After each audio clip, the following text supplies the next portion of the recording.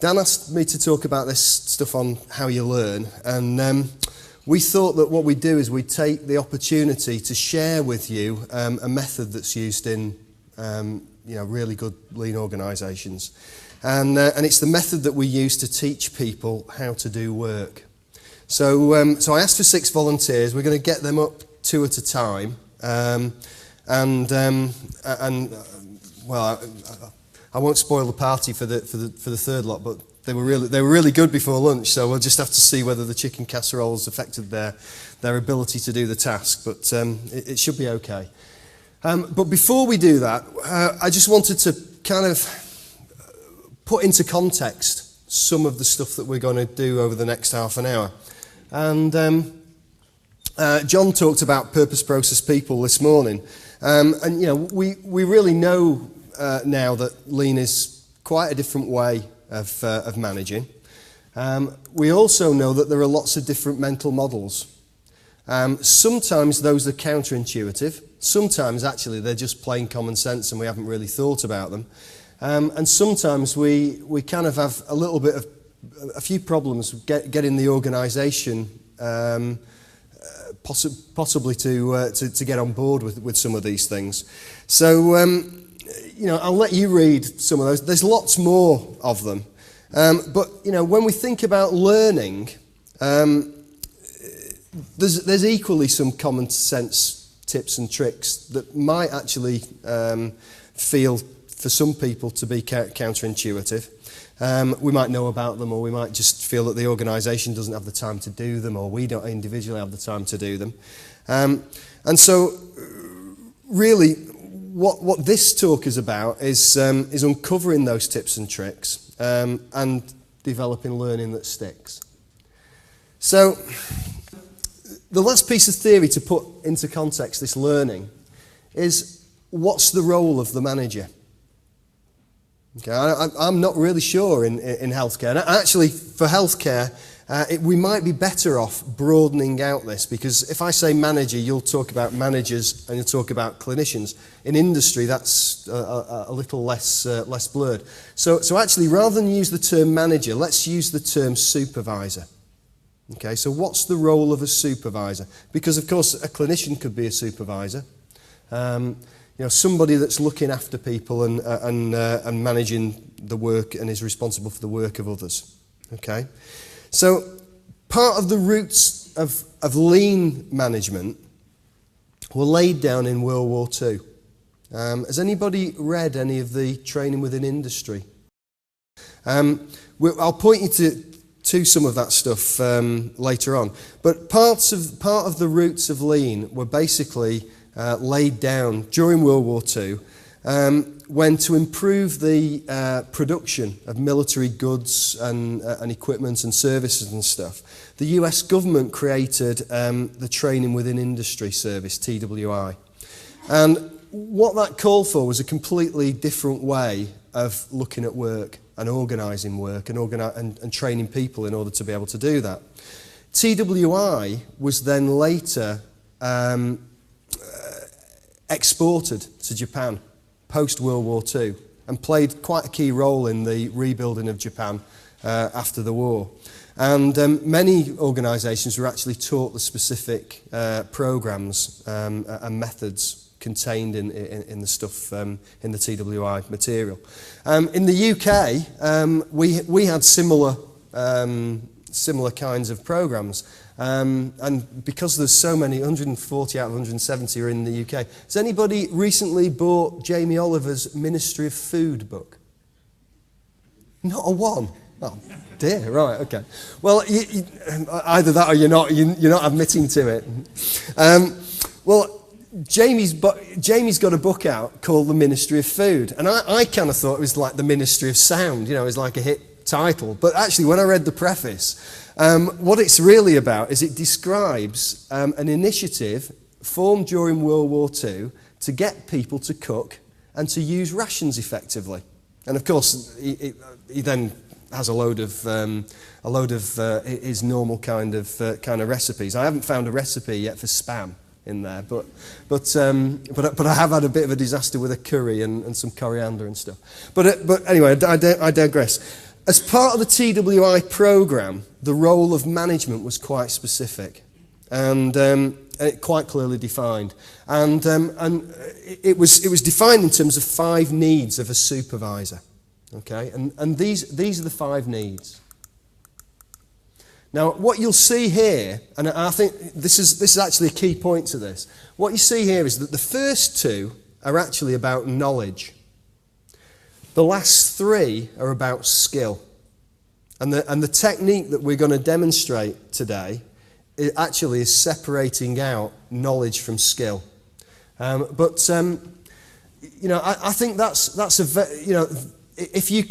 actually the roots of a lot of the things that John talked about this morning. What he was trying to get those guys to do with those videos. In terms of ask questions, etc. A lot of that actually implies that you need knowledge of the work. And it implies that a manager needs, or a supervisor needs knowledge of responsibility, what to do by when. But they also need skill in improvement, they need skill in leadership and motivation, and they also need a teaching ability. And quite often what we do is we just the manager abdicates the responsibility for teaching because they don't actually necessarily know the work. So that's kind of like that's really the theory. And a fundamental really here is that a key responsibility of a manager or a supervisor is to teach their people. And if you put that another way, it's about getting each person to take initiative to solve problems and to improve his or her job, ensuring that each person's job is aligned to provide value for the customer and prosperity for the organisation. However, I suppose a vital question in this is how. How do we get a person to do a job correctly, quickly and conscientiously? If you could bottle that up, you'd be onto a winner. Because a lot of the barriers to us actually doing a lot of this stuff are getting each person to do each job correctly across all of the departments. That really represents much of the answer to doing things right first time on time. And if we don't actually solve some of those issues, we can forget the stuff on flow, because the flow is not going to happen.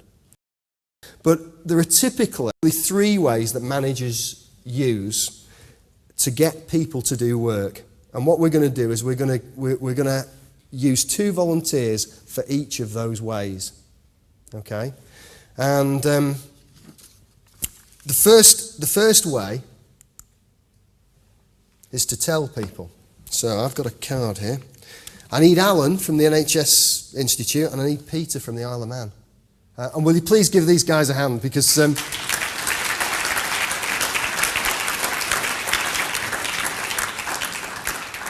what they'll realise once they get up here is that this is a scary place. Hi guys. Right, have a walk over to the table. Okay. I don't know whether anybody's seen this exercise. It's a T-shirt. There's 2 T-shirts on there. Did you want to focus in on it? Look at that. Okie dokie. Fantastic. Right. So there are 2 T-shirts. Anybody seen this? Yeah, a few people seen this. Okay. So what we're going to ask the guys to do is we're going to ask them to try to fold the T-shirt. And I asked these guys, can you fold this T-shirt before lunch? They said, well, no. Actually, as an aside, I was telling my wife I was going to do this, and she said, you've known how to fold a T-shirt for quite some time. It's probably about 10, 15 years ago since she showed me how this was going to be done. And she said, I remember asking you whether, once you'd now known how to fold this T-shirt, would it mean that actually I stopped putting the T-shirt on the floor, and I said, and rather than in the drawer? And I said, well, actually no, but what it does mean is that at least it will be neat on the floor. So hopefully these guys will be absolutely great at tying T-shirts, at folding T-shirts. But what we're going to do first is I'm solely going to use the telling mechanism of getting them to fold the T-shirt. And as managers, we use this quite a lot. And when it doesn't sink in, we just kind of like raise the volume a little bit. So I'm going to read from a script, and I'm going to ask you to try to follow the script, and I'm just going to solely tell you how to fold the t-shirt. Okay? So take a t-shirt, and I've made this easy for you because it's already in the correct position. Take a t-shirt, lie it flat, front facing upwards, with the neck to the right. With your left hand, great, well done. Make an imaginary vertical line down the center of the shirt. Okay? With your right hand, make an imaginary horizontal line from the sleeve furthest away from you. This will be the outer edge of the t-shirt on the left side as it's facing you folded. Okay? Pinch both layers of the t-shirt fabric with your left hand at the intersection of those two lines. Okay. Then follow the horizontal line up to the sleeve area.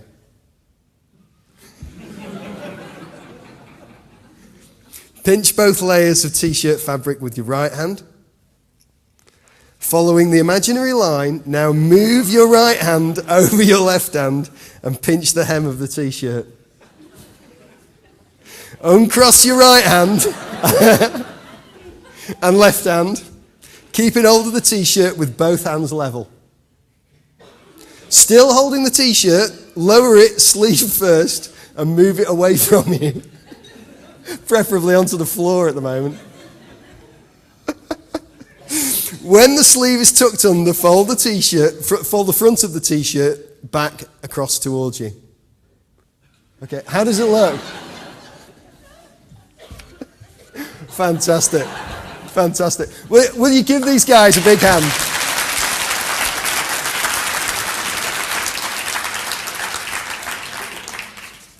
It's okay, don't worry about it. Thanks a lot. So,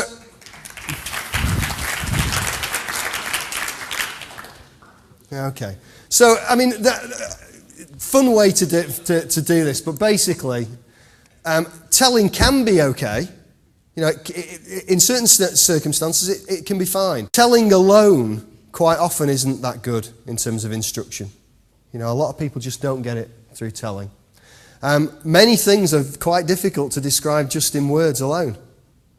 You know, so as we saw.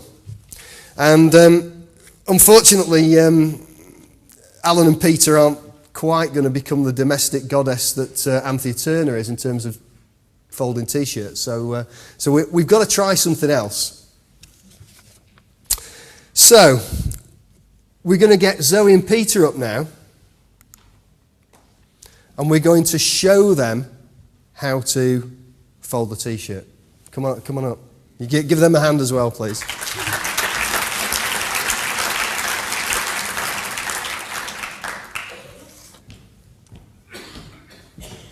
Yeah? Okay. Yeah, they're both in the right spot. Okay. What I'd like you to do, guys, is watch the video. Okay, if we need to, we'll maybe play it once more. But watch the video, and then what I'd like you to do is to copy what the lady does.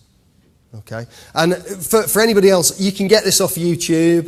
You can actually download this file from Art of Lean, from Art Smalley's website. It's got a lot of hits on it. So Art graciously gave me a copy of it. You know, it doesn't have to be a Japanese lady, it just happens to be a Japanese lady. Right, you ready? Yeah. Do you want to run it? Okay, go.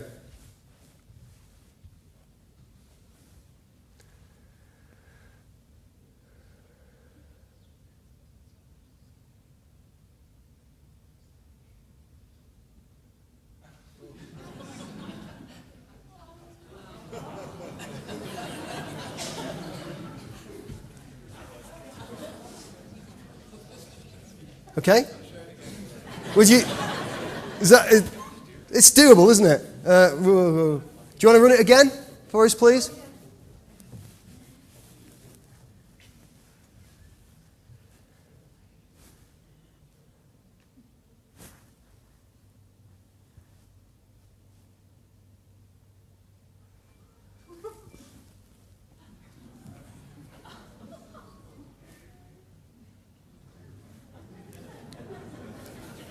No?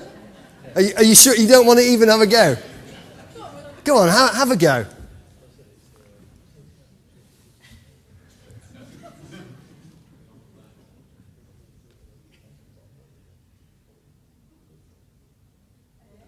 Hey, very good. Very good. So you rather wrecked the point of the exercise, but don't worry about it. It's absolutely fine. Fantastic. Right, give them a big hand.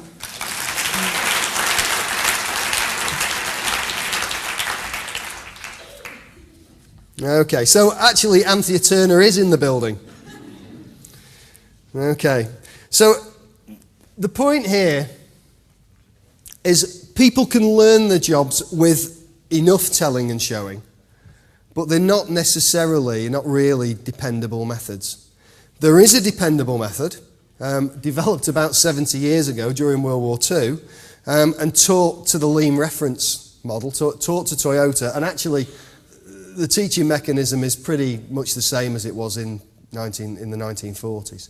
So formulated really by very practical application. And inside of the TWI program, there are actually 3 programs called the J programs. What we're concerned about here, because we're thinking about how people learn, is the job instruction program. And I'll just quickly run you through that before getting Jeremy and Joe up, who I basically went through the process with over lunch. It's a 4-step process, and it follows PDCA. The step 1 is to prepare the team member. Okay, so put them at ease, find out what they know about the job, get them interested in learning the job, and placing the team member in the correct position. What's interesting about the showing one is that actually you're looking at that person. So you've actually got to make everything a mirror image in order to be able to fold the t-shirt properly. So that makes that quite difficult. Step 2 then is to present the operation. And what that involves is telling, showing, and illustrating each major step. So in order to present the operation, actually what you need to do is break the job down. Okay? And what breaking the job down means for the manager is having an understanding and a knowledge of the work. So state each key point, explain each reason for each key point, and try to instruct it as clearly and competently and as patiently as you possibly can, and ask for questions throughout the process. Step 3 is then to try out the performance. Have the person do the job, correct the errors right away, don't let the errors get baked into the process, and have the person that you're teaching tell you back so that you know they know.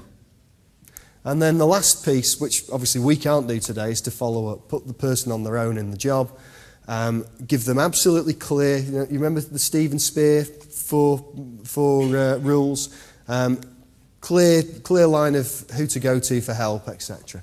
Okay, so we'll get Jeremy and Joe up, wherever they are. You want to give them a big hand as well?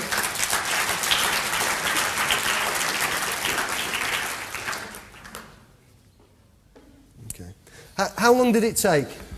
Seconds. Okay. So we'll see. The toes are crossed as well. The adage being that if the person hasn't learnt, the teacher's not taught very well. So we'll see.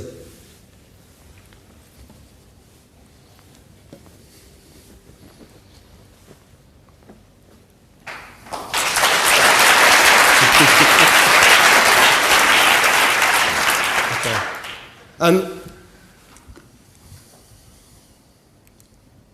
How close was it to this? It's essentially what we did, wasn't it? We broke down each individual area. Yeah. So give them a big hand. That's great. Off you go. It's nice and short and sweet. Fantastic. Right. Now, I'm sorry about this slide. It's a bit busy, isn't it? But actually, this is what I did with these two guys. In order for me to teach them how to do that t-shirt, what I did was I broke the job down. And I broke it down into 7 important steps. And those important steps advance the work. Okay, so they lay it flat. They do a left pinch. They do a right pinch. They do the right hand over to the hem. Then they do a hem pinch. Then they do a flick. Then they do a flop and fold. Very, very impressive flop and fold. So 7 steps there in terms of important steps that advance the work. For each important step, what we're doing is we're thinking about what the key points are. So the key points for laying flat is the front of the t-shirt's got to be facing up. Okay? There's got to be no wrinkles. The neck needs to be to the right in order for the whole of this thing to work. So the key points are the next breakdown of this work, and then the final piece is the reasons why. So if I put the front up, why do I need to put the front up? Well, actually, if I want to fold it with the front facing me, the front's got to be up. Okay? And that's how we broke the job down, and we're able to teach very, very, very quickly. Okay. By the way, the visual aid, two other things. The visual aid is actually much later than the original TWI materials. The original TWI materials were just basically the what, the how, the why, the important steps, key points, reasons why. This other stuff is a later addition. The other thing to say about this is quite often people think that this is actually an instruction to follow. Actually, this is an instruction for an instructor. It's not really the instruction for the worker. This is the instruction for the instructor, and it also forms the basis of being able to check whether or not the work is being done. The last thing I wanted to say about this is that if you wanted to take this to the next level, to take it to the stage of having standardised work, then you would also want to define a tack time and standard in-process inventory to go with that work sequence. So that's not standardised work as it stands. Okay. And the last piece, before I ask you some questions to go away and think about, is that we could think about this, the T-shirt example, and say, well, it's a very, very flippant thing to be thinking about. But what I'd like you to think about is where you can actually apply this in your work. In some cases, this is obviously applicable, repetitive, routine things. But actually, I've been applying this with sales guys, getting sales guys to break down the way they sell. And they've found it hugely helpful in terms of, for example, overcoming objections. They've now got this job instruction in their head about how they overcome objections, massively improve their conversion ratios from 20-30% up to 80% in just a few weeks. So this can be used for knowledge workers. It's not just for transactional stuff. Okay. It's a very, very, very powerful thing. So, last slide. So just something to think about. How could you use this? Again, using the term supervisor, not the term manager. What I'd like you to think about is just a few questions. For your organisation, has every supervisor, somebody responsible for the work of others, been trained how to train? Okay? Does every supervisor have a defined set of skills that they need the people to learn? Do they have a plan of how they will train and coach people on an ongoing basis and new starters in those skills? Okay, so if you needed to get a nurse from the bank, how quickly can you integrate them into your process? And do they have a mechanism for identifying gaps and then solving those gaps, the skills gaps? Okay? So those are my questions. And then lastly, if you do all that, can you relate that to performance in any way? I think you can. So I hope it wasn't too arduous. First session after lunch and all that. Like I said, don't think about this from the perspective of a t-shirt. Think about it in terms of how you could actually apply some of this. Because, linking back again to John's thing this morning, this is actually one of the foundational elements of standardised work for managers.